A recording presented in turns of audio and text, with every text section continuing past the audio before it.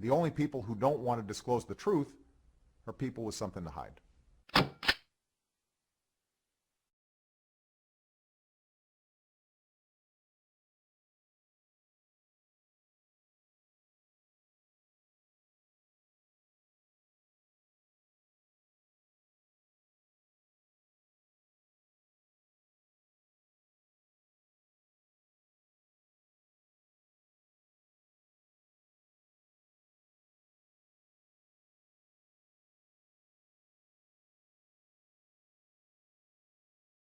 આ રહેવાસી પ્રમાણપત્ર જોઈને તમારા પગ નીચેથી જમીન સરકી જશે.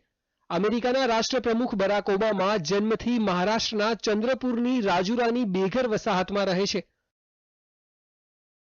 અમેરિકાનું વ્હાઇટ હાઉસ છોડીને ઓબામા રાજુરા ક્યારે આવ્યા એવું આપ વિચારતા હશો.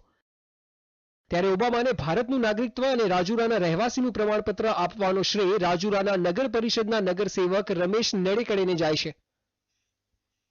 રમેશ નડેકડેએ માત્ર ઓબામાને જ રાજુરાના રહેવાસી નથી બનાવ્યા, પરંતુ રાષ્ટ્રપતિ પ્રણવ મુખર્જી અને કોંગ્રેસ અધ્યક્ષા સોનિયા ગાંધીને પણ રાજુરાના રહેવાસી બનાવ્યા છે.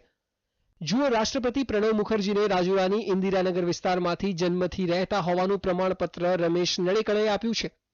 દેશના દિગ્ગજ નેતાઓને રમેશ નડેકડેએ આંખો બંધ કરીને રાજુરાના રહેવાસી બનાવી દીધા છે.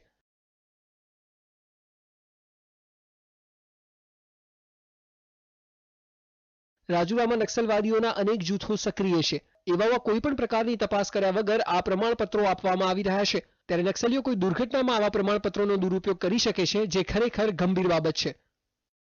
Bureau report TV9. The only people who don't want to disclose the truth are people with something to hide.